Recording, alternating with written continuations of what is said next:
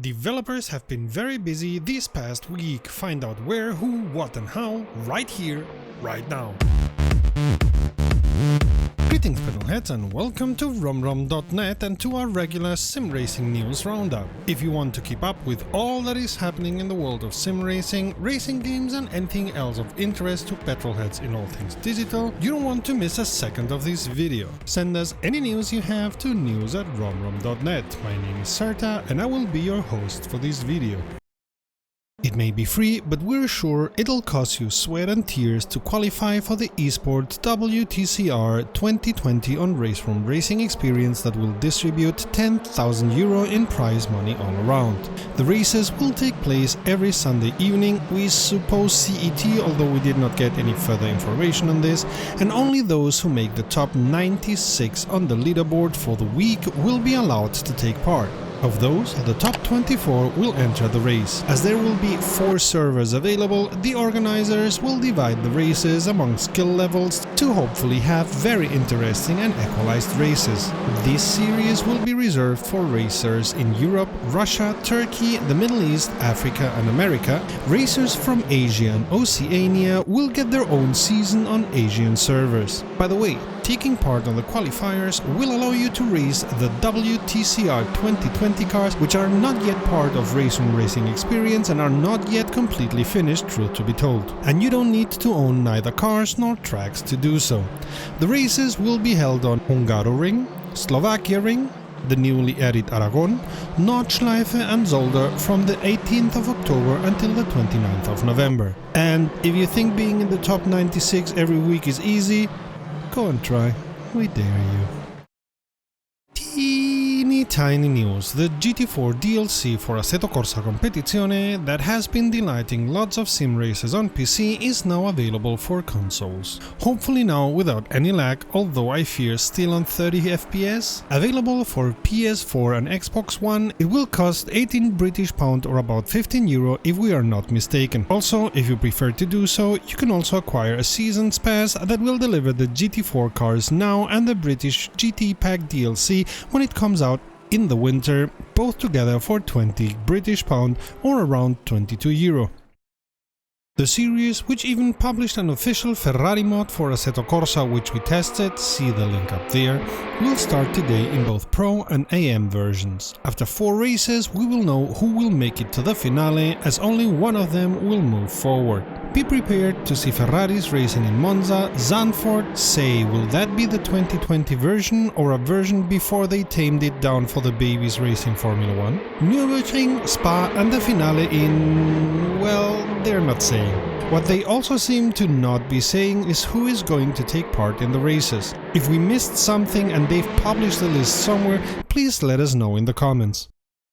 We know you love Automobilista too, because you told us and we're happy to oblige. While we still don't think AMS2 is where we expected it to be, Razer is continuously working on it as we expected. They've held their promise in this new update and have released a ton of new cars, my favorite of course being the 1965 Mini Cooper S, as it was the first car I ever drove. Also, they've released a bunch of other 1960s touring series cars like the mentioned Mini and the Lotus 23, the BMW M1 Procar series, German Group A series, which lasted until 1993 when DTM changed the specs, with the BMW M3 E30 and Mercedes 190 Evolution, and the Mini JCW UK series. With regards to tracks, they've added the Buskerud kart track in 2 different layouts and the Speedland kart track in 4 different layouts.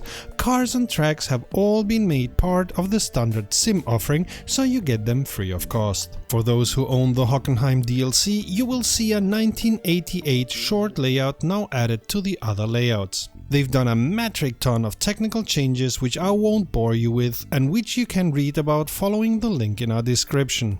French and Spanish speaking sim racers can now read everything in the sim in their language, and Razer have limited the AI difficulty slider to a range between 70 and 120%, tweaked and changed many of the physics, including changing differential calculations and a lot of the tire physics, tweaked and added sounds like including a drone or helicopter sound effect depending on track and camera view, and changed or tweaked many of the track's details, including adding VR spectator cams to Interlagos, Silverstone 2001, Bathurst, Hockenheimring and Imola. Of course, they've also tweaked details in some of the cars, including adding dangling damaged parts, their words, not ours, to Stock Car 2020, Sprint Race and Super V8. When we talk about Automobilista 2, we always convey our absolute confidence on Reza tweaking, huffing and puffing until they get things right. And we are happy Reza is holding our confidence high. Abyss West has now been added to this sim. With over 2,100 meters of track, it's the longest of the whole Abyss lot. Also, they've added Kuru Kuru Land to it, and I can swear they've chosen these tracks to make me sweat trying to pronounce them right. While they were added, the developers brought out new time attack and solo run challenges for these two tracks, and then some assorted bug fixes. Dirt Rally 2 surprisingly got an update last week in what was clearly defined by Codemasters as the last expected update ever of it. But, well, never say never. Which brought a new car for free for everyone, the Ford Fiesta R5 Make 2. You will be able to play it everywhere outside of My Team.